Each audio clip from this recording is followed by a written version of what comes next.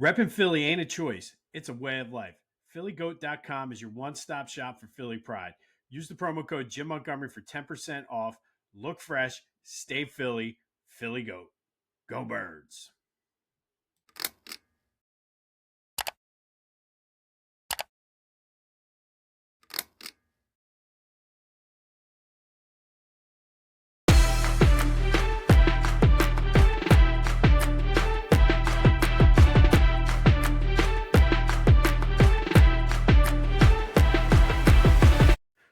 What's up, everyone? Welcome to this day in Philly sports history for September 16th, 2025.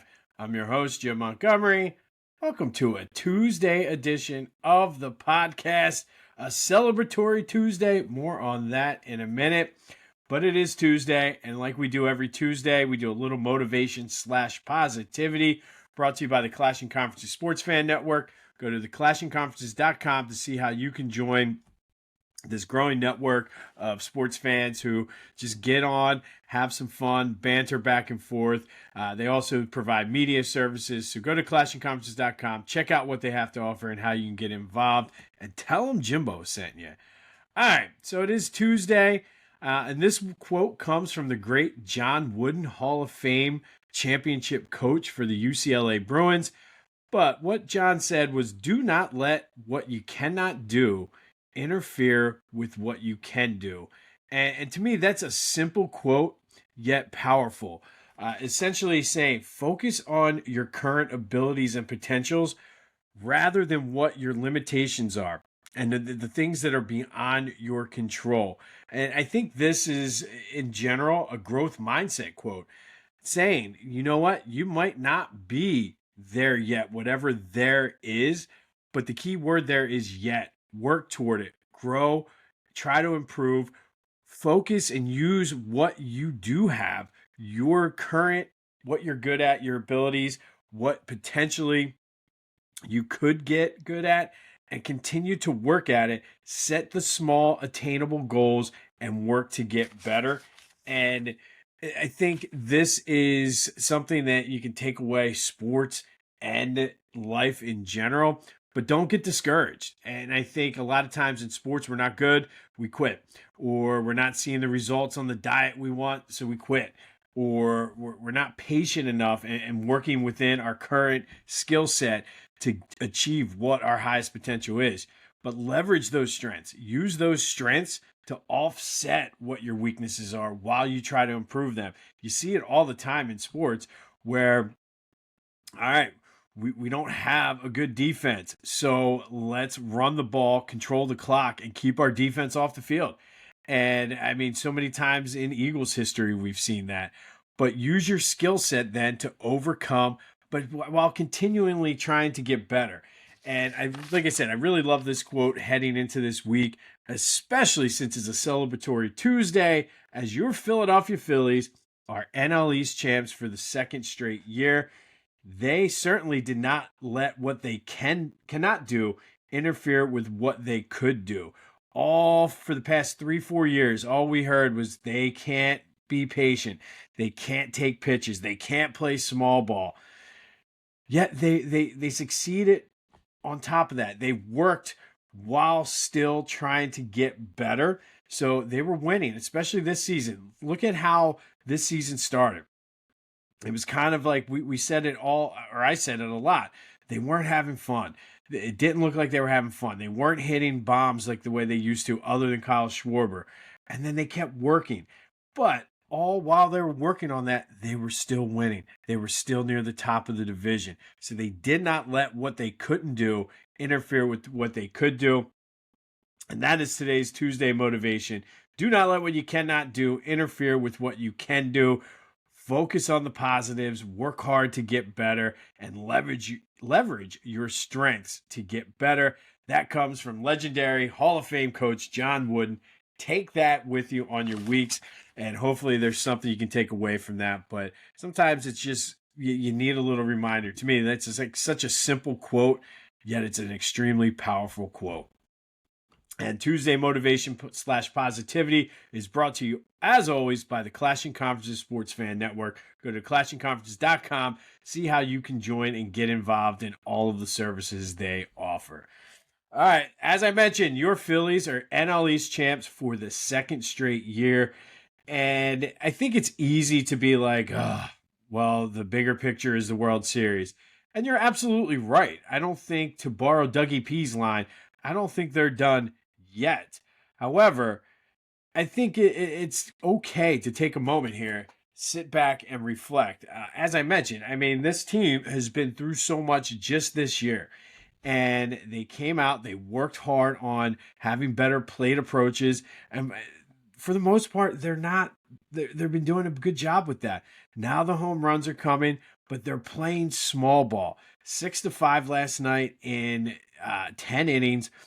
But they did things that you've never seen out of this Phillies team. Double steal in the 10th inning that led to a sacrifice fly that scored the winning run. When was the last time you saw this Phillies team have a double steal? I mean, they're battling. That game was one hell of a game last night if you were able to stay up and see it. I tried. I fell asleep top of the first inning. I really, really tried. You know how I feel about West Coast baseball. I tried. And so for my efforts, do you know what I get? I'm just extremely tired and didn't get to watch the game. So I will be in bed early tonight. But Ranger Suarez was solid. Kyle Schwarber hit his 53rd home run. Weston Wilson, Bryce Harper also hit home run. But like I said, this was like a playoff type atmosphere, playoff type game. And this team kept battling back. They got the run early, got down, battled back to take the lead, gave the lead back up, battled back to take it again, lost it, sent it into extras. Duran did blow the save, but that was one hell of a bomb that the dude on the Dodgers hit. But like I said, a double steal in the 10th inning is what won this game for the Phillies. And yeah, look, you have to like over the past 6 weeks or so, the fight that this team is putting out there. I've heard some people say maybe they're peaking too early. Nah, this is right around the same time that the 08 Phillies, the 07 Phillies started to peak. And we know the 07 Phillies at least caught the Mets, and I think that was their playoff victory. And we all know what happened in 08. This team is peaking at the perfect time. I mentioned it earlier this summer where I was like, I think the Brewers might be peaking a little too early. But congratulations to the Phillies in this team. I think they've went through so much adversity this year, and it is no easy accomplishment to win the division back-to-back years. 13th time in team history the Phillies have won it. And I mean, it means a lot. It really, really does. Now, the job is not finished. I want to see them not lose focus here because they're 5.5 up on the Dodgers now with 11 games to play to get that bye. And I think even though Trey Turner is ahead of schedule, and even though Alec Bohm might be back later this weekend, you need the extra time to give those guys a chance to fully heal. But like I said, man, congratulations to the Phillies. This was, for some reason, I feel like we eagle-fied this season, scrutinized every game instead of enjoying the ride. But they got it done. So congrats to the Phillies. Step one complete. Let's get that second round or first round bye. Check that off. And then it's on the Red October Express. I should copyright that because I don't think I've heard anybody else say it.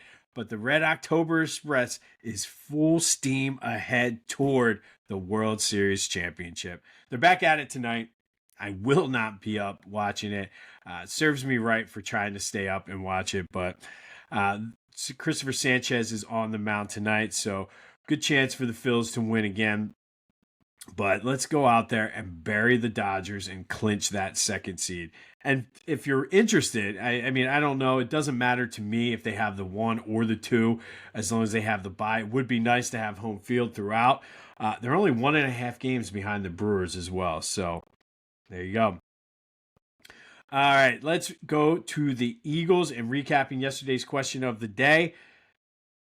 65% of you said it was Jalen Hurts was the GOAT of the game. I respectfully disagree with your decision, but everyone's entitled to their opinion. Like I said, I would go with Jordan Davis. But thank you for everyone who reached out. Jalen Hurts for back-to-back weeks now is your GOAT of the game. All right, so an interesting stat. Well, before we get into the stat, since Jalen was the GOAT of the game, let's talk about it because the numbers weren't that good, and I mean they are what they are. But at the end of the day, I think what you're going to hear this week are the Jalen haters, especially going into this matchup against the Rams, talking about he doesn't have the stats, he doesn't get the yards, he throws for 100 yards. Well, he wins. And we've seen it that when he needs to throw for 300 yards, he can throw for 300 yards. We've seen when he needs to run for 50, 60, 70 yards, he can do that. Jalen is not concerned about the stats. And I don't know why everybody else is. And I feel two things can be true. Jalen can not have the stats, but still be an elite quarterback. So I get that on talk radio and everything, you're looking for engagement and callers and clicks and blah, blah, blah, blah, blah. But, I mean, why can't two things be true? Why can't Jalen have lower stats and still be elite? Because he hasn't lost a game in how many ever long. I mean, if you want to put that Washington game on him, then he got knocked out of the concussion. But when's the last time Jalen Hurts lost a football game? I think you'd have to go back to the Tampa Bay game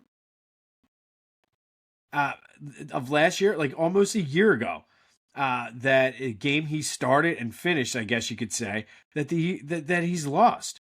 And he got knocked out fairly early, I think, in that Washington game. So I don't know how much of that game was on him. And they were looking great while he was in there.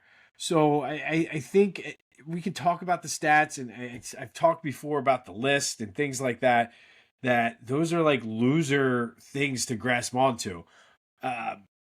I'm more worried about winning another championship at this point. So if that means Jalen throws for 50 yards and the Eagles win, okay. If it means he throws for 450 yards and the Eagles win, okay. As long as the Eagles are winning. So I'm curious to see this week how, now that week 2 is officially over, how this all plays out, especially since the Rams are coming in with Matthew Stafford, looking for revenge and everything. So it'd be an interesting week to see that. Quick programming note. Don't forget to check out on Friday at midnight, the Brotherly Birds breakdown. Kyle and I will break down the Rams game for you, recap this Kansas City Chiefs win, and look ahead as the Eagles have welcomed the Rams to Lincoln Financial Field for the revenge tour, as I like to call it. But like I said, I mean, the Jalen thing, I'm sure we're going to hear it, but at the end of the day, the only stat that does matter is winning. And if you're a player or anybody really, and if you're in it for the stats or the glory or the accolades or the awards, then you're in it for the wrong reason. Again, I mean, Jalen Hurts could throw for 0 yards. Throw for 0 yards. If the Eagles win, take it and move on. Now, is that sustainable? No. But at the end of the day, they got the job done. Tough environment. Tough team that was looking for revenge, definitely had it on their mind, and they come out of there with a win. They come out of there doing just enough to get the victory. Whether it was pretty, whatever, I don't care. They won. But with that win, the Eagles, all time as a franchise in the regular season, moved to 640, 639, and 27. Why am I mentioning this? I've had my eye on this number for about a year and a half now, waiting for this moment. This is the first time in Eagles franchise history that they have been above 500. 92 years. And the Eagles, for the first time as a franchise, have a record that is above 500. And for all you math nerds out there who are going to say, well, the math doesn't math right, the NFL counts ties as half a win, half a loss, so they do not factor in to the win total. And I did look at that because I'm a math nerd too, and I said the same thing. I'm like, wait a minute, the math is not mathing. But the way the NFL does it, ties essentially don't count as anything for your record. So your Philadelphia Eagles are an above 500 franchise for the first time in their 92-year history. Let that sink in for a little bit.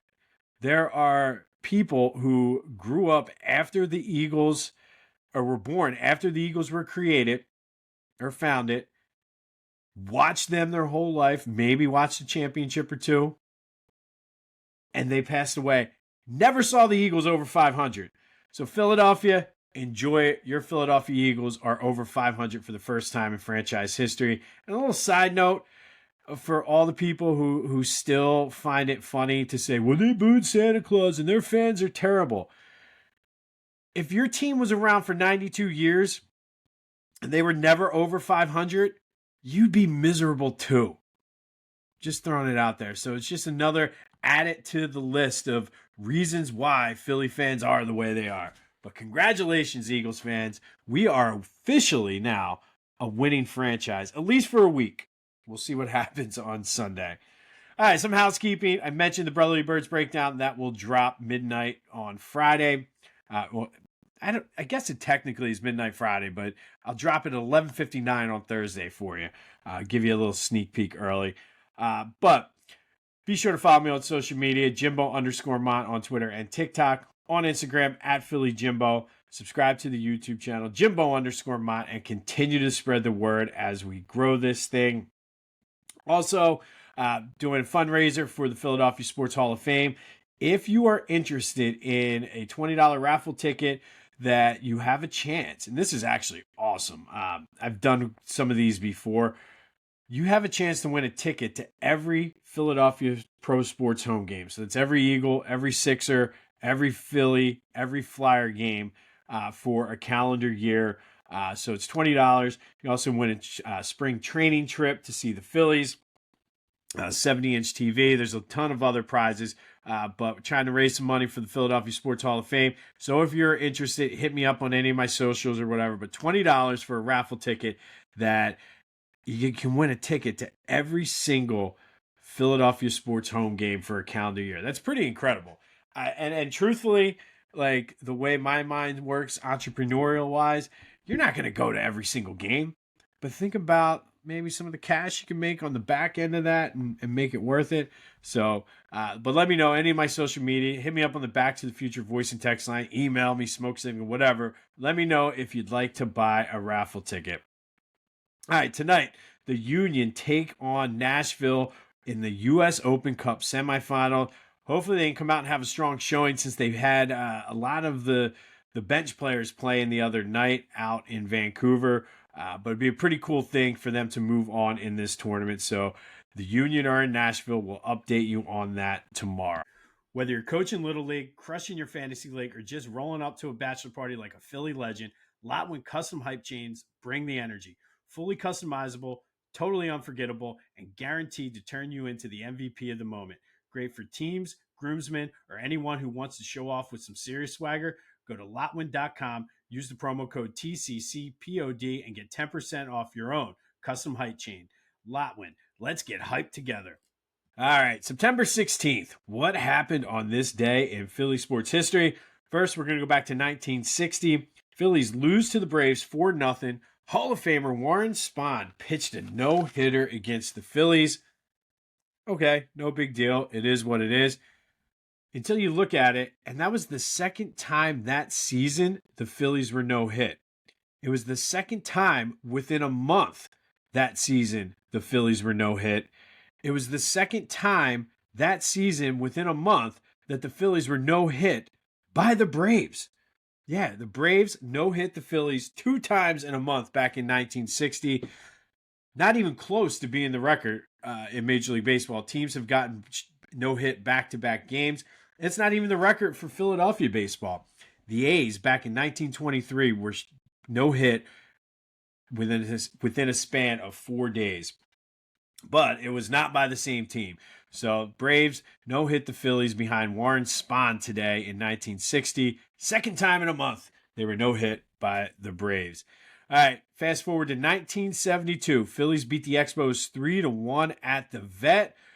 A young rookie wearing number 22 hit a 3-run home run that day for his first career home run. Yes, Michael Jack Schmidt hit his first career home run on this day against the Expos at the Vet, knocking in all 3 runs in the Phillies' 3-1 victory. Number 1 of 548 for his career. Fast forward then even further to 1997. Phillies beat the Mets 3-2. Mike Lieberthal hit a home run. Curt Schilling pitched a complete game 3-hitter, struck out 9, and in the process went over 300 strikeouts for the season. The first ever Philly right-handed pitcher to go over the 300 strikeout mark as the Phillies beat the Mets 3-2. But that does lead to today's trivia question. And today's trivia question: how many times has a Philly pitcher gone over 300 strikeouts? And who were they? I've already given you one. So let me know on the Back to the Future voice and text line 267-495-8531. Get that. Answer the question. Anything else Philly sports related off your chest. Go on a rant about the Phils if you want. Go on a rant about Jalen Hurts if you want. And then yesterday's trivia question, in honor of Juan Samuel setting the Phillies single-season triples record, I said, who currently holds that? And that would be Jimmy Rollins, who hit 20 during his MVP season in 2007. But today's trivia question: which Phillies have gone over, or how many times has a Phillies pitcher gone over 300 innings, and who has achieved the feat? And you already know one, 1997 Curt Schilling. So who are the others? And then finally, in 2002, 1 week after blowing the lead in Tennessee, the game that started it all for this day in Philly sports history, the Eagles go down to Washington and dominate 37-7. Donovan McNabb threw for 292 yards and 2 touchdowns to James Thrash and Jeff Thomason.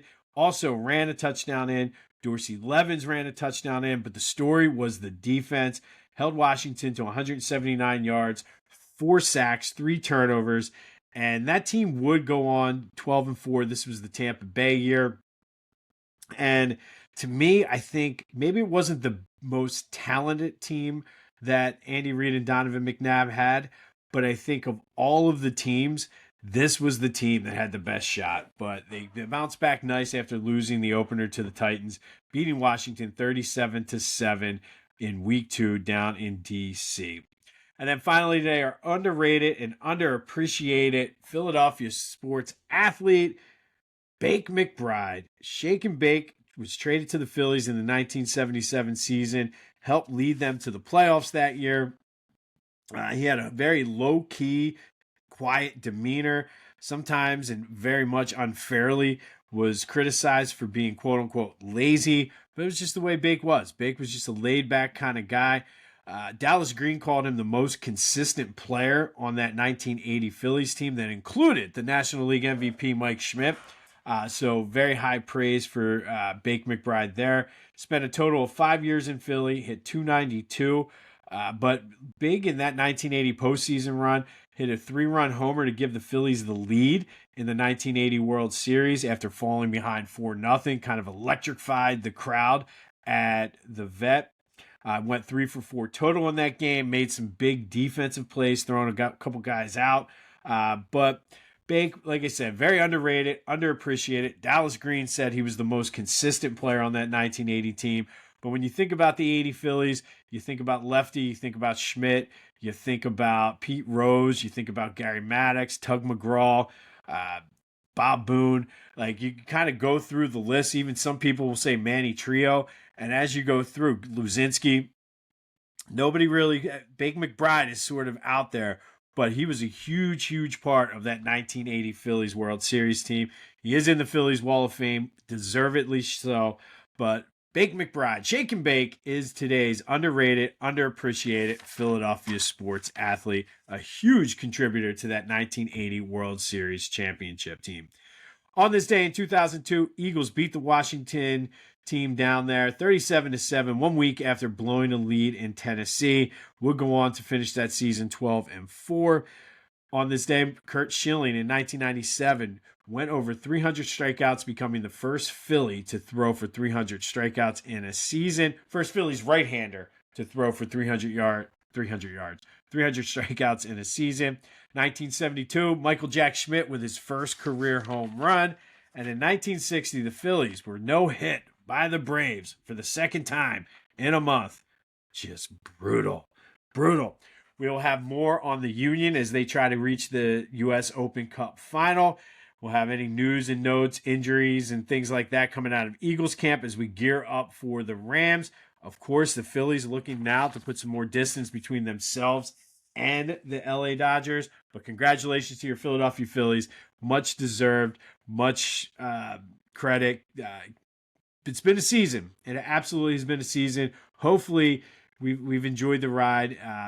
Now's the time of the year where we need to eagle-fy the Phillies, though. This is where we should be scrutinizing every game. But, hey, it's been a fun 6 weeks. Let's keep it rolling. The Red October Express, man, making no stops until the World Series. I'll get that tagline right at some point, I promise.